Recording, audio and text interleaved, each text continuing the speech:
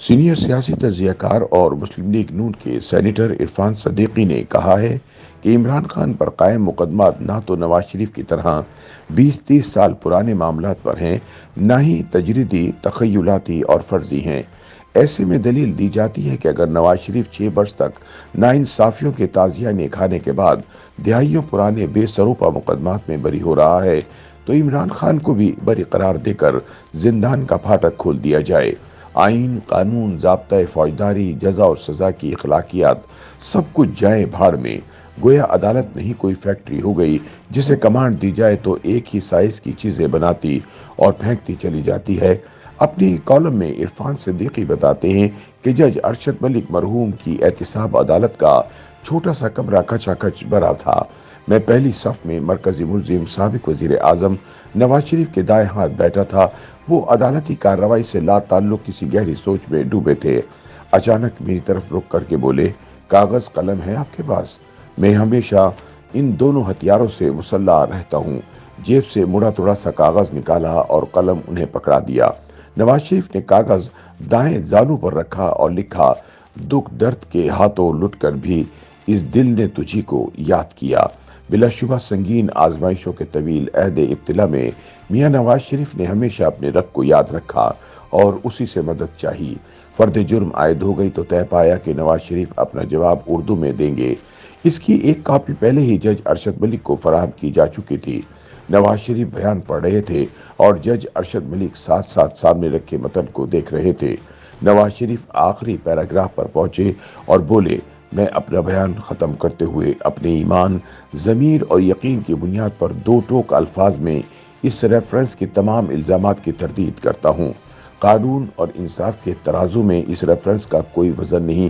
میں یقین رکھتا ہوں کہ معزز عدالت سارے معاملے کا ایک سچے کھرے اور فرض شناس منصف کے طور پر جائزہ لے گی۔ نواز شریف یہاں تک پہنچے تھے کہ جج صاحب نے جھرجھری سی لی اور بولے، بس بس بس، آگے نہ پڑھیں۔ عرفان صدیقی بیان کرتے ہیں کہ نواز شریف نے کاغذ سے نگاہ اٹھا کر لمحہ بھر کے لیے جج کو دیکھا اور ان کی ہدایت کو نظر انداز کرتے ہوئے بیان کے آخری جملے پڑھنے لگے کہ آج میں آپ کی عدالت میں کھڑا ہوں، کل ہم سب کو اللہ کی عدالت کے سامنے پیش ہونا ہے۔ وہ عدالت کسی JIT، کسی ریفرنس، کسی استغاثہ اور کسی گواہ کی محتاج نہیں ہوتی۔ میری دعا ہے کہ اللہ تعالی ہم سب کو سرخرو فرمائے۔ جج ارشد ملک نے میاں نواز شریف کو یہ جملے پڑھنے سے کیوں روکا تھا؟ اس نے جھرجھری کیوں لی تھی؟ شاید ان کے اندر کوئی گھنٹیاں سی بج اٹھی تھی۔ فیصلہ تو سنا دیا لیکن یہ راز بھی فاش کر گیا کہ ان پر کیا دباؤ تھا۔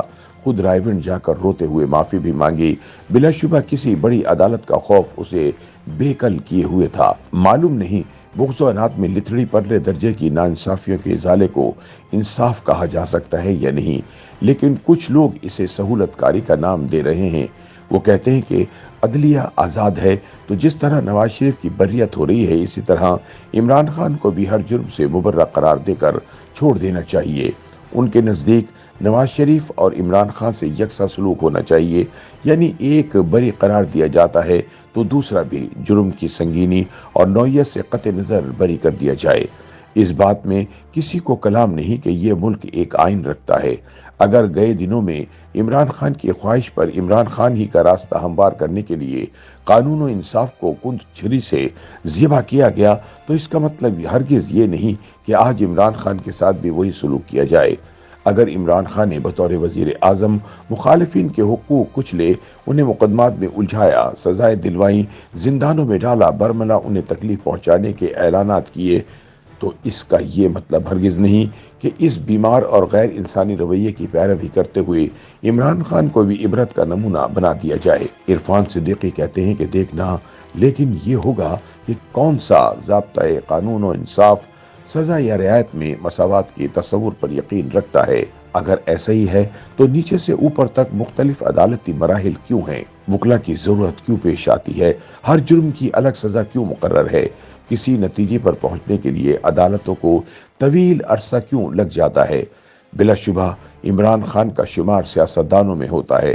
وہ پاکستان کے وزیر اعظم رہے ہیں، لیکن توشہ خانہ کی گھڑیاں اور دیگر قیمتی تحائف بازار میں بیچنے سے وہ خود بھی انکاری نہیں۔ 100 ملین پاؤنڈ کی پوری کہانی مصدقہ دستاویزات کے ساتھ موجود ہے۔ یہ بھاری رقم باہر سے آئی، اسے قومی خزانے میں جمع کرانے کے بجائے ایک نجی کھاتے میں ڈال دیا گیا۔ نجی کھاتے دار سے کروڑوں کی زمین اور بھاری رقم وصول کی گئی، اور یہ سب کچھ اس وقت ہوا جب عمران خان وزیر اعظم تھے۔ شریک جرم ہونے کا ایک بڑا ثبوت یہ ہے کہ کابینہ کو کچھ بھی نہ بتایا گیا اور ایک لفافے کو فائل کا درجہ دے کر منظور کرا لیا گیا۔ تیسرا مقدمہ سیاسی مفاد کے لیے قومی سلامتی سے تعلق رکھنے والے سائفر سے کھیلنے اور پھر گم کر دینے یا کسی کے حوالے کر دینے کا ہے۔ ان سب سے ہٹ کر 9 مئی کی شام بے نام تلوار کی طرح ان کے سر پر لٹکی ہے۔ اگر یہ سازش نہیں تھی تو 18 فوجی افسران کو کس جرم کی سزا دی گئی؟ کیا عمدہ دلیل ہے کہ اگر نواز شریف 6 برس تک ناانصافیوں کے تعزیانے کھانے کے بعد دہائیوں پرانے بے سروپا مقدمات میں بری ہو رہا ہے، تو عمران خان کے مقدمات کی تفصیل میں جائے بغیر ہر نوع کی عدالتی کارروائی کا دفتر لپیٹتے ہوئے عمران خان کو بھی بری قرار دے کر زندان کا پھاٹک کھول دیا جائے۔ آئین، قانون، ضابطے ہائے، فوجداری، سزا اور جزا کی اخلاقیات سب کچھ جائے بھاڑ میں۔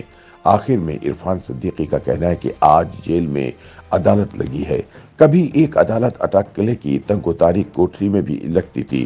بنیادی بات صرف ایک ہے کہ آئین اور قانون کے ہوتے ہوئے کسی کے ساتھ نواز شریف والا سلوک نہیں ہونا چاہیے۔ اس سے زیادہ مضحکہ خیز بات کوئی نہیں ہو سکتی کہ جرم کی نوعیت کو پس پش ڈالتے ہوئے سیاستدانوں کی سزا یا بریت کے فیصلے مساوات کے اصول پر ہونے چاہیے۔